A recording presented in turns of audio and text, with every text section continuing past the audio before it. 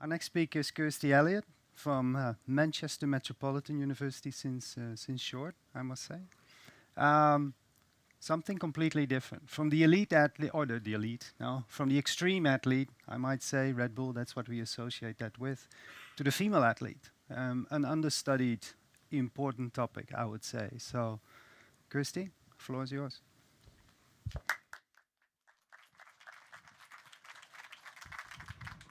Good morning, everybody. Thank you so much for my invitation. It's really my pleasure to come and talk about a topic that I'm super passionate about.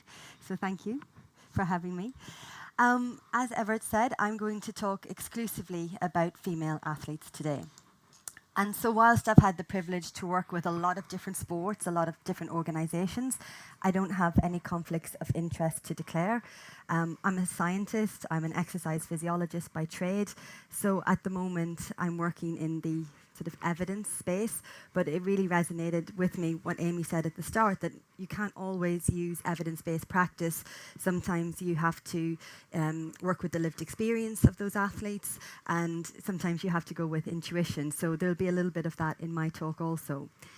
Because I'm speaking about female athletes today, I think it's important that I tell you I'm just covering cisgender women as part of my talk.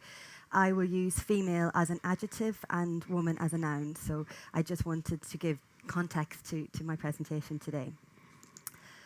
And again, Amy, thank you so much. We didn't coordinate our talks, but Amy's talk set me up beautifully for this question around what is menstrual health. Okay, so I'm getting straight in. So for me, when I talk about female athlete health, when I say I work with female athletes, I work on the side of ovarian hormones, so ovarian hormone profiles, the menstrual cycle, hormonal contraceptives, and so on.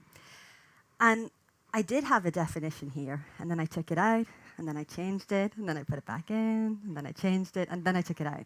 And I'm glad that I took it out, because actually there isn't one size fits all here, and that's really going to be part of the journey throughout my whole presentation. We could take it simply that the menstrual cycle, so post-puberty up until the menopause, that the menstrual cycle might represent menstrual health, and therefore menstrual dysfunction would be ill health.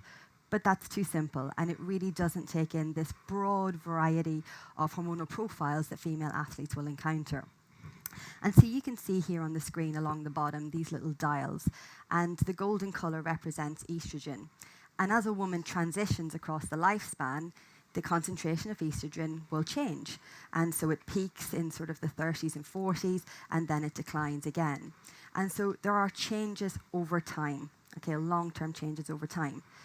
This is the sort of, I guess, default, but it doesn't take into account things like if they use a hormonal contraceptive, if they've been pregnant a number of times, and so on.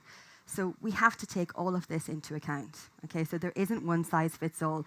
So the concept of menstrual health, we'll explore that.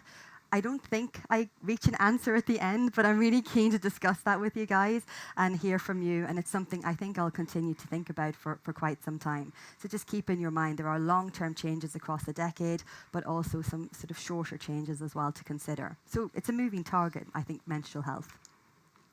So the three main groups I'm going to cover today, I'm going to talk about the eumenorrheic menstrual cycle. I'm going to really labour on the point that there are a lot of different criteria involved with defining an athlete as having a menstrual cycle. So I think we've oversimplified that in the past. So I will try not to rant, but I will go into that in a little bit more in-depth about eumenorrhea. I'll talk a little bit about hormonal contraceptive users, and then I will just introduce you to some types of menstrual dysfunction. There are unfortunately a lot of different types, too many just to get into one presentation. But I think hopefully we'll at least get thinking, and these three main groups will cover, I think, the majority of athletes that you work with. Unfortunately, there's not enough time to go with the older athletes, so those who are postmenopausal or pregnant ones. But again, hopefully this will just whet your appetite to consider their sort of menstrual health in the future.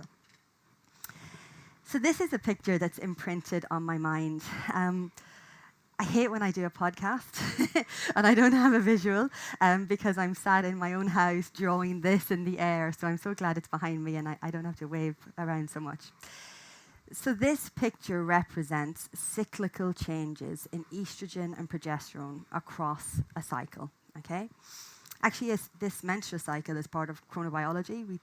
tend to think about circadian rhythms, diurnal rhythms, and this is just another rhythm. And it's around a month, so circummenstrual rhythm around a month. Now, I've taken the days off this particular picture. I used to have it starting at day 1, finishing at 28. We do that because it makes it easier to talk about the picture, so we can say on this day, on this day, on this day. But actually, for the definition of eumenorrhea, this can be anywhere between 21 and 35 days. So I've taken away the 28 days because it distracts people. No matter how many times I tell them there's a range, they still go out and go, oh, do you have a 28-day cycle? No. Oh, menstrual dysfunction. No, not menstrual dysfunction. So anywhere between 21 and 35 days. So that's the first part of the criteria for eumenorrhea. And by my maths, if you have a cycle that's 21 to 35 days, then you should menstruate, so bleed, have a period, whatever you guys want to call it, at least 10 times per year. Okay, so that's the second criteria. Alongside this, you're going to see, as I said, these sort of cyclical changes. I won't go into it in too much detail, but if we just point out, day 1 is the day that menstruation starts and estrogen and progesterone are low.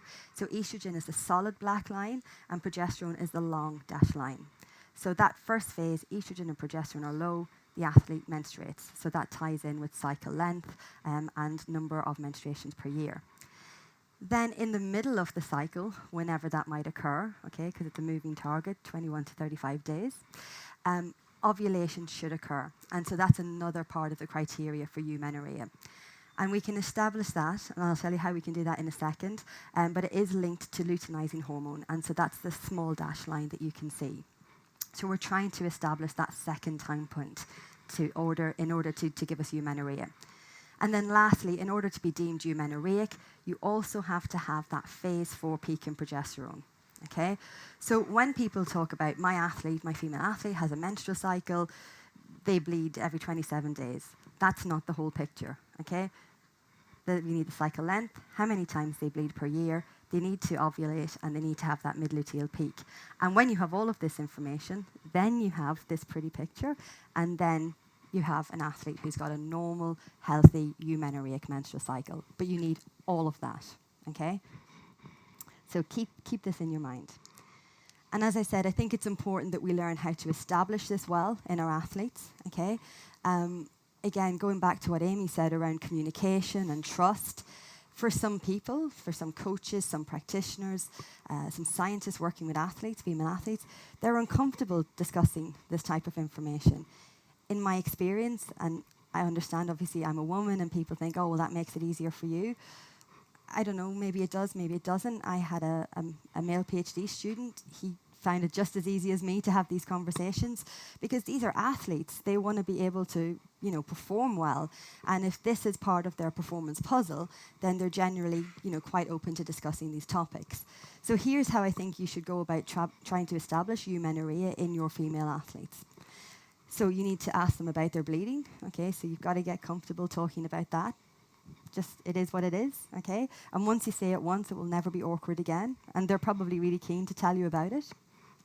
And as I say, you need that between 21 and 35 days. In order to get ovulation, okay, it's just urinating on a stick. It's really simple. That's all it is, a urinary ovulation detection kit. I don't know, in the UK, you can buy them even in the supermarkets. So they're not very specialist. You can get them from Amazon. There's no plug for Amazon, but you can get them posted directly to your house. So they're super accessible. And if you know that your athlete ovulates, then you can predict that sort of peak in estrogen just around that sort of phase 2. So that's really, really important. Then to get that mid-luteal peak in progesterone, this is the more difficult one. So far you're just noting down bleeding patterns, you're just urinating on a stick. I think it's quite easy, not too invasive. You do have to take a blood sample, unfortunately, to get this mid-luteal progesterone. But the good news is we can time the sample really well. So if you know when they've ovulated, the mid-luteal peak should occur 7 days after ovulation. So you don't really need repeated blood samples. And, in terms of this sort of idea about tracking, you probably just need to do this blood sample once. So I would say you can track the characteristics of bleeding and ovulation over time. Again, not for infinity. They don't have to do this all of the time. I think they're probably already overburdened with everything else they're doing with the nutritionist and the physio and the S&C coach and so on. So usually I would say do this when you have a new athlete, or if you're not doing it currently, maybe you could start doing it. maybe do it for about 3 months, maybe establish eumenorrhea or the other conditions I'm going to show you in a second. And then it's maybe just checking in once a year and saying, has anything changed for you? Let's just maybe do a month of tracking here and see how we get on. So you don't have to do it all of the time. So although there is a blood sample in there and some athletes don't like doing that, it's not too onerous in my opinion, so hopefully. Alongside these sort of, I guess, quite physiological measures, I also think we need to get the lived experience of female athletes. So I guess for me as a physiologist, I'm thinking, okay, these hormones are changing. How is that affecting performance? Okay, or aspects of performance, so maybe bone health or muscle function and so on. But actually these changes also coincide with side effects and different types of feelings. And so I think it's really important that we get their lived experiences. So while we're tracking these type of physiological measures, I think it's super important to say to them, can you track how you feel? Are there days where you have maybe quite a physical symptom? Do you have any cramps? Do you have migraines? Are you lethargic? Mood? Do you feel anxious? What about your confidence?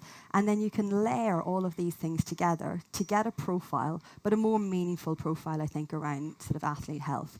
So this is how I would do it. Again, I'm super keen. If anybody disagrees with me or I'm missing something, then I'm really keen to hear it. So this is sort of the eumenorrhea picture. And I think it's maybe a little bit more nuanced. People say complicated. I'm going to say nuanced. It's a little bit more nuanced than maybe we first thought.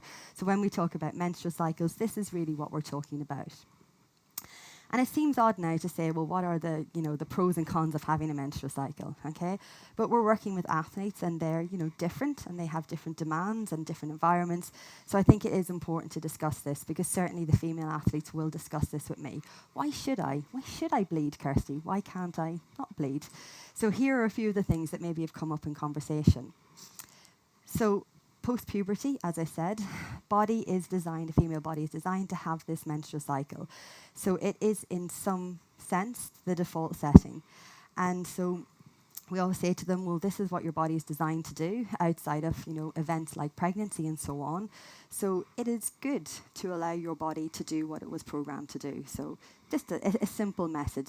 That's what occurred at puberty, and that would last until the menopause. And so let's just take this as a bit of a baseline. It's fine to change from baseline, but let's just consider that to be our body's baseline, the most sort of, I guess, homeostatic condition. It's also a very useful early warning system, so particularly working with elite athletes.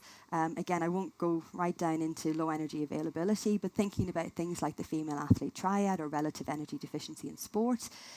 We always say that if you lose menstruation, if your athlete becomes amenorrheic, that's an early warning detection system that there might be a problem with low energy availability.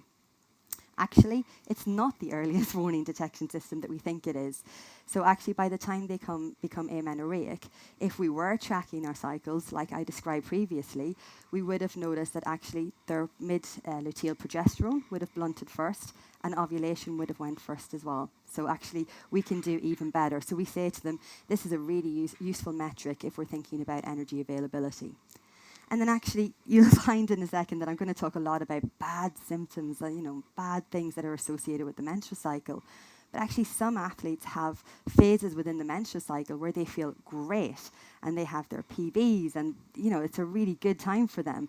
And so we have to remember and shift our mindset from everything is bad, menstrual cycles are awful, it's so inconvenient, and say, well, actually, at some points, for example, it might be when estrogen is high, you feel great, you train well, that's a good thing. And so therefore, that's a good reason why to have your menstrual cycle.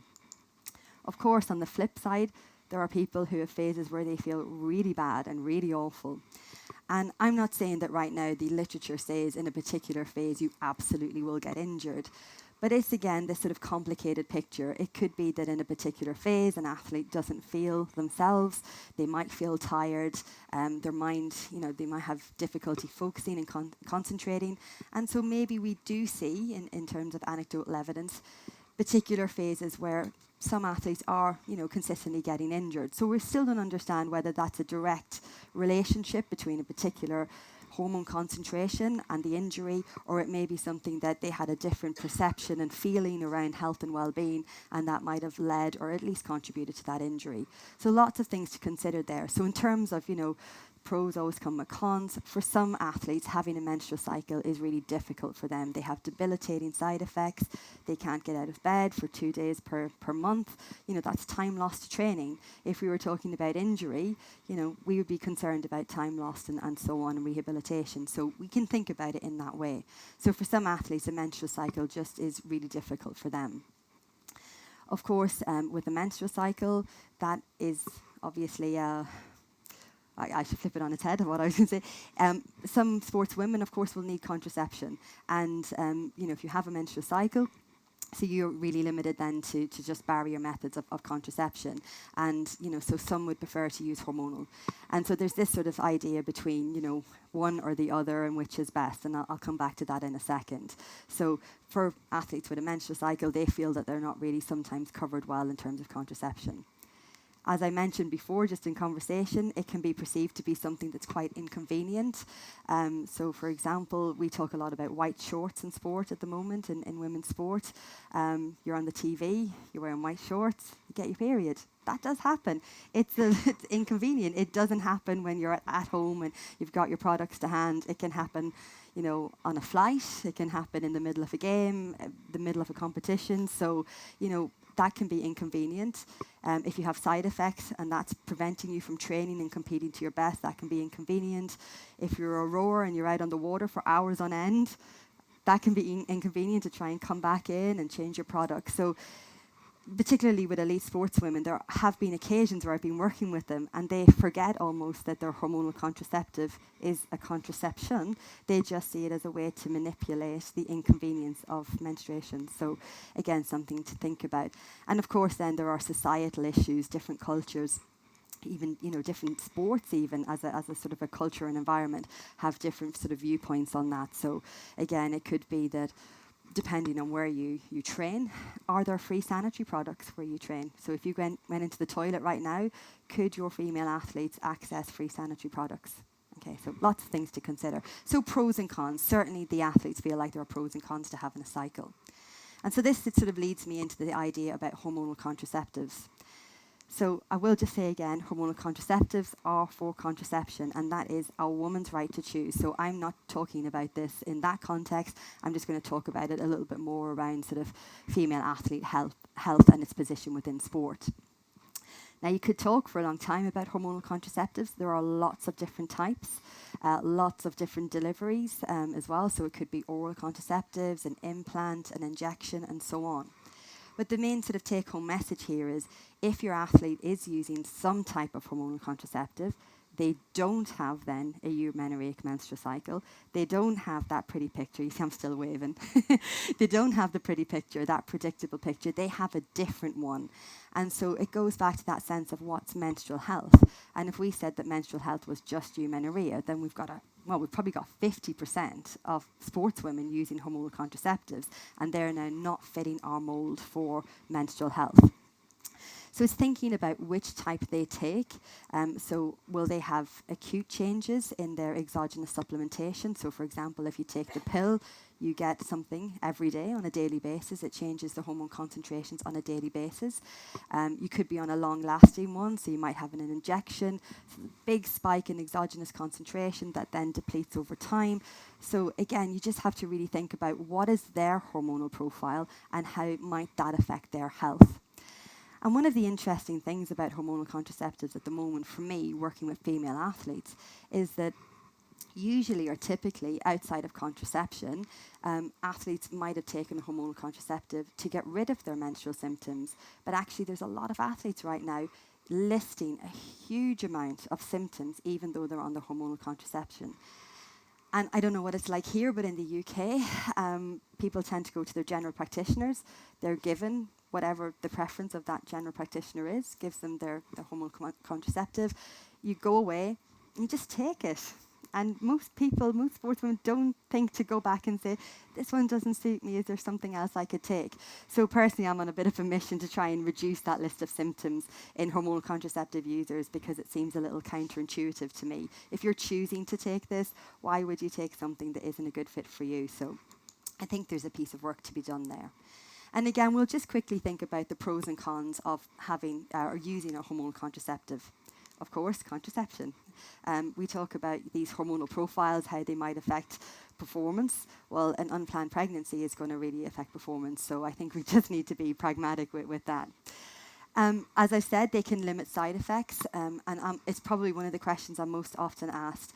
Oh, I have like really bad side effects of my menstrual cycle. Do you think I should go on the pill, for example? And, you know, again, it's a personal sort of preference, but if you can't train, recover, compete as you want to, if you're just not well, for want of a word, I'm very Irish, you're not well, then, you know, why not do something that helps you? And as I say, I have no agenda here. I'm not pro contraception. I'm not against it. It's just, it is what it is. So it's a personal choice. But it is something that is worth thinking, that if your athlete is tending towards, you know, poorer health and well-being, even though they're trying to maintain this healthy menstrual cycle, that seems at odds with itself. Again, I mentioned the inconvenience and the convenience side of hormonal contraception. So many athletes just don't want to menstruate, or at least they want to know when they might menstruate.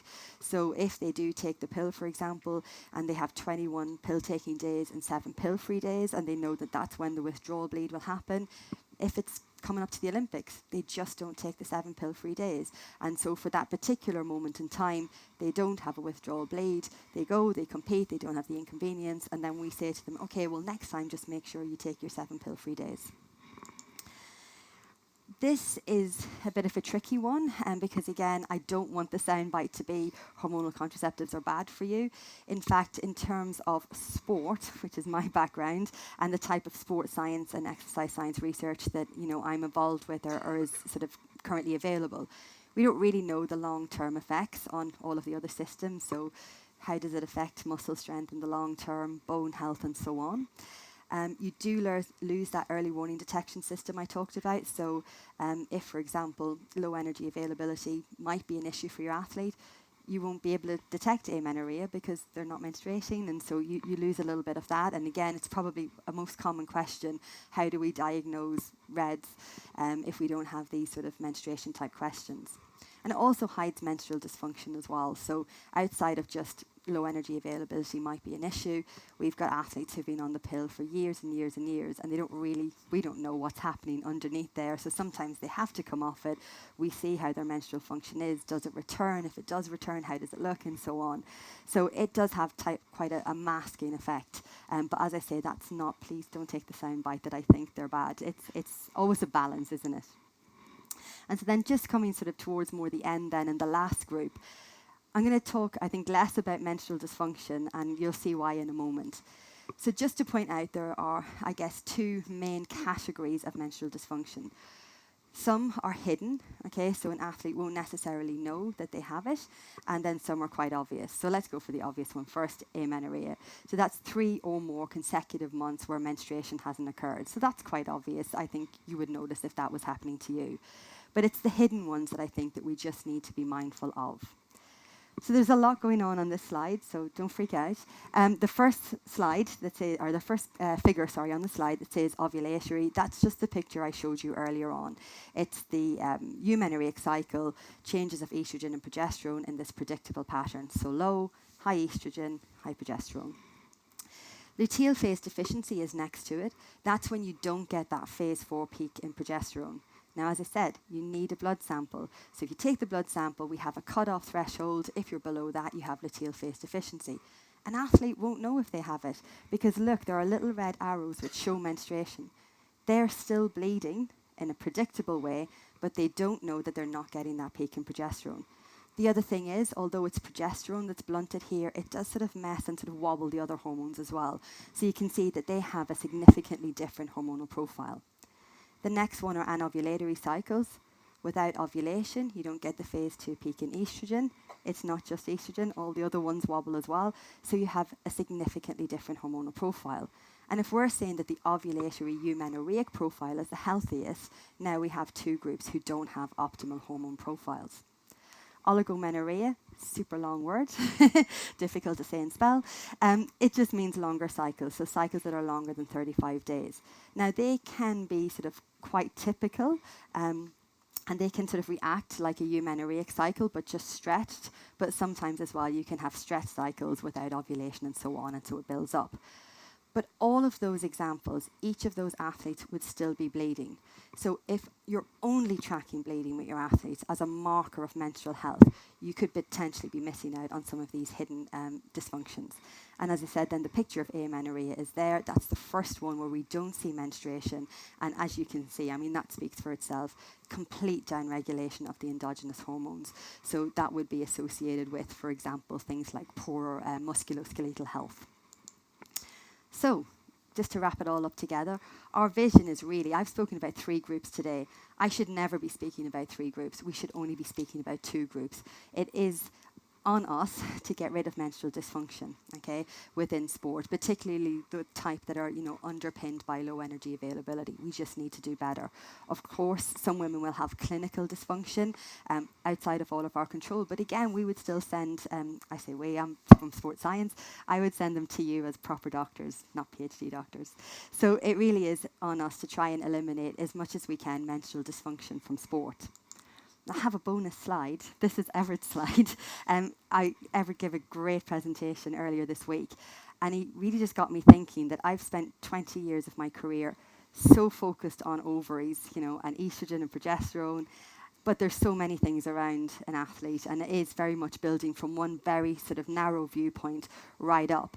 And although the text here, for me, it's gone from big at ovaries, because that's what I think of, down to these things, I think, depending on you and your role and your athlete, the text would be bigger for some people, for the environment or the culture and so on. So these things will change in order of priority. But you really did get me thinking about the whole sort of context. Context is queen.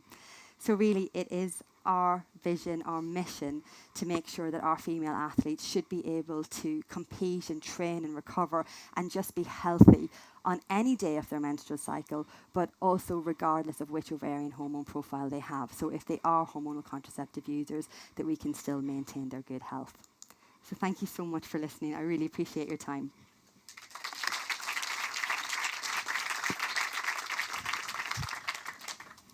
Thank you, Kirsty. Very insightful presentation. And I'm lucky I've seen it this week before. No, it's tweaked. It's good. All good. Are there any questions for Kirsty? This one there. Middle.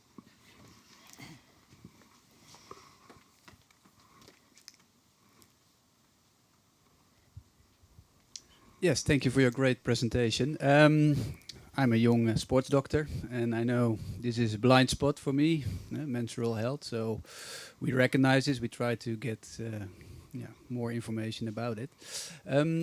I was curious about 2 points. One of them was you indicated with all your athletes, you advise to do all these tests when they're new, or at least once a year. Do you advise this for all athletes, even there is no signs or complaints with the athlete? I didn't know if you were going to ask both. Or yeah, we do. We do it as standard. For a number of reasons. We also do it from a performance perspective. So if we can establish a picture, regardless of what that picture is, whether it's eumenorrhea or something to do with hormonal contraceptives, we then map performance and recovery and nutrition against that to build up a profile so that we know when there might be a phase where, things are suboptimal, when there's a phase where we know we can push a little bit harder. So we find it, as well as sort of establishing, health or dysfunction, which is the first sort of case, we do find it a useful tool in a more sort of applied sport setting way. So yeah, we do it with everybody regardless of whether they have any issues. And we also do it as well because of this changing nature, because sometimes you have an athlete who was on the pill and then comes off it, and so it just picks up these sort of things, and it means that we can make changes in real time to their particular needs. Yeah, and is this for the whole of England, or do you think it's feasible? I think we get a big problem, actually, especially when you said you should send them to a proper doctor. I will get a problem. It's not in the whole of England. We're definitely moving towards making this more standard. The sports that are better funded are getting there quicker, because they have more resources, more money. I think you're right. I think it will be difficult to do across the board. I would say that whilst I have this sort of idea of bleeding and ovulation and then the blood sample, I think if you had to lose one, lose the blood sample, because actually luteal phase deficiency is quite uncommon. So I think you would still get really good information just from putting on the calendar when you bleed, just using the ovulation kits, which are super cheap anyway. So I would say at least do that.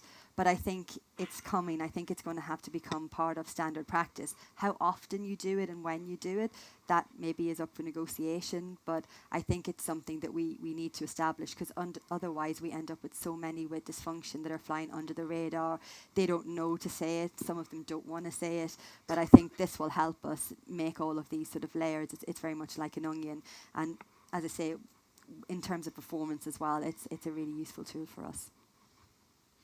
Okay, and then the last question here in the audience, there are probably a lot of people now thinking, okay, how will I organize this with my athletes? Who should be in charge? What's needed to be able to do this? Yeah, it's a great question. Whose responsibility this is still unknown.